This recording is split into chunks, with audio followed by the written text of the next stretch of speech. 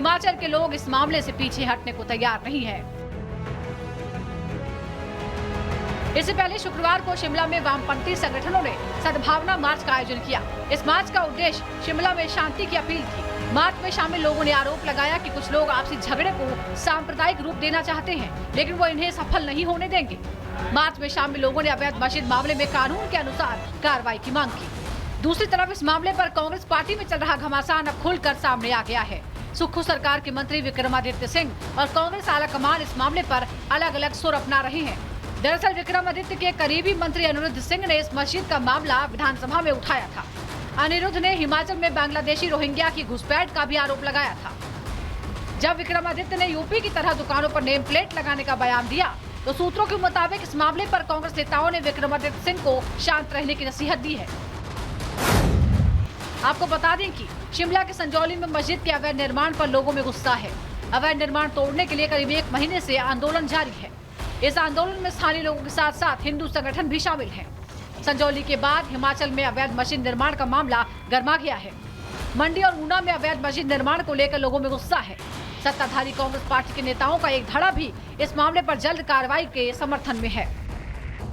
फिलहाल हिमाचल प्रदेश में अवैध मस्जिद निर्माण एक बड़ा मुद्दा बन गया है। राजधानी शिमला से लेकर कई जिलों में इसे लेकर प्रदर्शन जारी है। राज्य में शासन कर रही कांग्रेस सरकार के ढुलमुल रवैये की वजह से लोगों का गुस्सा और बढ़ता जा रहा है। Bureau report, Republic Bharat. सीधे लिए चलते आपको ग्राउंड जीरो पे हमारे साथ जुड़ रहे हैं सहयोगी महिमा। अवैध मस्जिद को लेके जो गुस्सा है लोगों का शांत होने का नाम नहीं ले रहा है। कल सद्भावना मार्च किया गया और अब जेल भरो आंदोलन को लेकर चेतावनी दी जा रही है। क्या माहौल दिखाई दे रहा है वहां?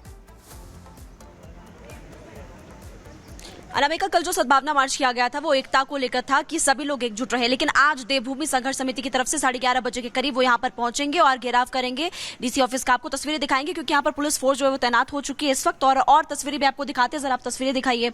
संतोष आपको दिखा रहे हैं और यहाँ पर पुलिस फोर्स जो है वो तैनात हो चुकी है और अभी और पुलिस फोर्स यहाँ पर पहुंचने वाली। जरा जूम करके आप उधर वाली तरफ तस्वीरें दिखाइएगा। वज्र वाहन भी रेडी है, यानी कि आंसू गैस के गोले भी दागे जाएंगे अगर देवभूमि संघर्ष समिति के जो लोग हैं वो नहीं मानेंगे, क्योंकि उनकी तरफ से कहा गया है कि वो अधिकारियों का घेराव करने वाले। हो सकता है वो यहाँ पर जो डीसी ऑफिस से अंदर जाने की कोशिश करे और बात करने की कोशिश करे, क्योंकि उनको प्रस्ताव यहाँ पर सौंपना है। उनकी मुख्य 3 मांगे हैं, लेकिन अगर उनको पुलिस की तरफ से अप्रूवल नहीं मिलता और अगर वो पुलिस की बात नहीं मानते तो यहाँ पर जो स्थिति है गंभीर हो सकती है। 3 मुख्य मांगे फटाफट से आपको बता देते हैं। एक तो वक्फ बोर्ड खत्म होना चाहिए, पहली मांग। दूसरा, जो लोग बाहर से आ रहे हैं उनका वेरिफिकेशन होना चाहिए, उनकी एंट्री पर रोक लगनी चाहिए। तीसरा, जो मस्जिद यहाँ पर लगातार बन रहे हैं उसको लेकर के भी इनकी मांग ये है कि वो निर्माण पर रोक लगाई जानी चाहिए। तो 3 मांग देवभूमि संघर्ष समिति की। घेराव करेंगे इस जगह का, वो तस्वीर आप दिखा दीजिए, और अंदर जाने की कोशिश करेंगे। अगर पुलिस उनको अप्रूव नहीं करती तो यहां पर स्थिति गंभीर हो सकती है और बड़ी संख्या में देवभूमि संघर्ष समिति के लोग यहां पर पहुंचने वाले हैं। और अभी आपको अपडेट यही बता रहे हैं कि पुलिस फोर्स यहां पर तैनात है। 11:30 बजे का वक्त होगा जब यहां पर लोगों का जुटना शुरू हो जाएगा और क्या उनकी तरफ से कहा जाएगा वो हम बात करने की कोशिश करेंगे। जी अनामिका। तो मेमा वहां से रिपोर्ट दिखा रही है। दरअसल महत्वपूर्ण क्या है? महत्वपूर्ण यह है कि जो 3 मांगे हैं लोगों की ओर से, क्या वो मान ली जाएंगी, और अगर नहीं मांगी जाएंगी तो शिमला में हालात कैसे होंगे। दरअसल बताते हैं आपको, लेकिन ये विवाद कितना पुराना है और क्यों जिस तरीके से दिन ब दिन ये बढ़ता ही जा रहा है, ये जानना भी बहुत जरूरी है। शिमला में मस्जिद का जो निर्माण है वो बहुत पुराना है। इस दौर में बीजेपी कांग्रेस दोनों की सरकारें रही हैं, लेकिन अवैध मस्जिदों को लेकर कोई कार्रवाई नहीं की गई। 2010 में मस्जिद निर्माण को अवैध बताया गया था। 2010 में इस बात का खुलासा हो गया था। इसी साल इनके खिलाफ मामला दर्ज कर लिया गया था। हालांकि मामला दर्ज करने के बाद कार्रवाई क्या हुई, सवाल बना हुआ है। इस मामले में 44 बार सुनवाई हो चुकी है, लेकिन मस्जिद को लेकर कोई समाधान नहीं निकला, इसलिए शायद लोगों का गुस्सा भी दिखाई दे रहा है। इसके अलावा देखिए, इस बीच नगर निगम के सामने निर्माण होता रहा। नगर निगम ने चुप्पी साध रखी थी, शांति बनाए रखी थी, कोई कार्रवाई नहीं हुई। अवैध मस्जिद के निर्माण का विरोध एक झगड़े में से बड़ा हो गया। जब एक छोटा सा झगड़ा हुआ, उसके बाद ये विवाद बढ़ते बढ़ते बहुत बड़ा रूप ले लिया।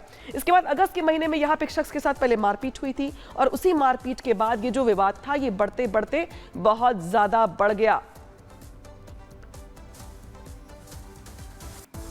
तो तस्वीर दिखा रहे हैं आपको, देखिए किस तरीके से यहाँ पर जो विवाद है काफी पुराना है, लेकिन अगस्त के महीने में एक शख्स के साथ मारपीट हुई और मारपीट के बाद ये जो पुराना विवाद है वो और बड़ा रूप लेकर के सामने आया। और शायद यही वजह है कि अब दरअसल यहाँ पर जो है, जो लोगों का गुस्सा जो लोगों का गुस्सा है वो यहाँ पर देखने को मिल रहा है। शायद इसीलिए दरअसल कहा जा रहा है कि फिलहाल अब आर या पार की स्थिति दिखाई दे रही है। इस बीच यूपी के बरेली में एक मस्जिद के अवैध निर्माण को लेकर भयंकर बवाल हो गया। मस्जिद में अवैध निर्माण को रुकवाने के लिए बीजेपी विधायक डॉक्टर एमपी मौर्य अपने दर्जनों समर्थकों के साथ पहुंच गए। बीजेपी विधायक एमपी मौर्य ने आरोप लगाया कि पुलिस की मिली भगत से मस्जिद में निर्माण करवाया जा रहा है, लेकिन वो अवैध निर्माण नहीं होने देंगे। इसके बाद क्या कुछ हुआ दिखाते इस रिपोर्ट में।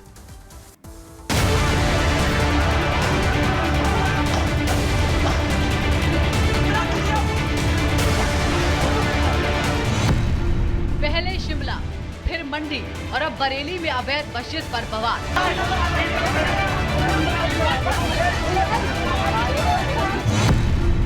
लोगों ने अवैध निर्माण पर जताई आपत्ति।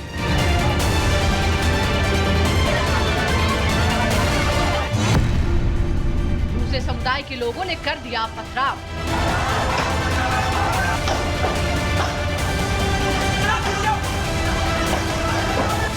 सबसे पहले आप इन तस्वीरों को देखिए, कैसे दर्जनों लोग एक ही घर की छत पर खड़े होकर पत्थर बरसा रहे हैं। पहचान लीजिए आप इन लोगों को, देख लीजिए इनके चेहरे जो ना तो कानून को मानते हैं और ना ही संविधान। इस जगह को भी अच्छे से देख लीजिए जहां से ये नफरती और कट्टरता के पत्थर बरसाए जा रहे हैं।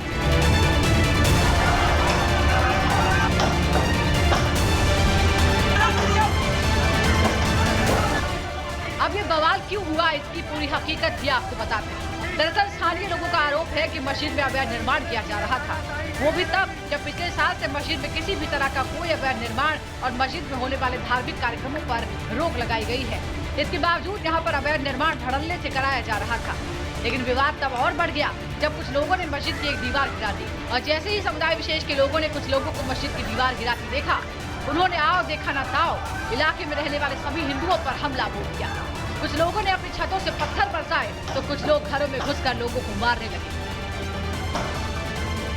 हमारे खेत में आए हैं, खेत में आए साइकिल आदि भीतर आदि द्वारे और तौले उनको गोला मार पकड़ के पीछू से अब खींच लो पकड़ के तौले ऐसा चो करके थाने के क्या ऐसा चोर सब करवा हुआ। हाँ भाई इसको ही अगर हम होते वक्त बहुत मारते हैं, हम बता रहे थे बहुत मार कुछ कर देती है।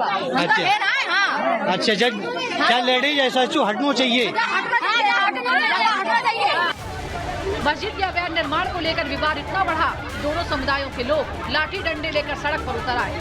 देखते ही देखते मस्जिद में चल रहे अवैध निर्माण की खबर जंगल की आग की तरफ फैली और कुछ ही देर में बीजेपी विधायक डॉक्टर एमपी आर्य मौके पर पहुंच गए और उन्होंने अवैध मस्जिद का निर्माण रुकवाने के लिए समर्थकों के साथ धरना देना शुरू कर दिया। बीजेपी विधायक ने आरोप लगाया कि पुलिस की मदद से अवैध निर्माण का काम कराया जा रहा है, जिसके कारण केला डांडी गांव के लोगों में गुस्सा है और सभी गांव वाले पुलिस के एक तरफा रवैये से परेशान होकर मस्जिद के अवैध निर्माण को रुकवाने के लिए धरने पर बैठ गए हैं। क्योंकि मस्जिद के अवैध निर्माण को लेकर बीजेपी विधायक ने कड़ी आपत्ति जताई, इसलिए पुलिस भी तुरंत एक्शन में आ गई। बवाल बढ़ता देख तमाम अफसर मौके पर पहुंच गए और मामले को शांत कराया। बरेली पुलिस की तरफ से जानकारी दी गई कि पुलिस ने तुरंत मौके पर पहुंचकर शांति व्यवस्था कायम की। पुलिस फोर्स को मौके पर तैनात किया गया है और शांति व्यवस्था की स्थिति फिलहाल सामान्य है, लेकिन दोनों समुदाय के बीच तनाव लगातार बना हुआ है। हिंदू पक्ष का आरोप है कि मस्जिद का अवैध तरीके से निर्माण कराया जा रहा है, जिसे हर हाल में रोका जाना चाहिए। Bureau report, Bharat.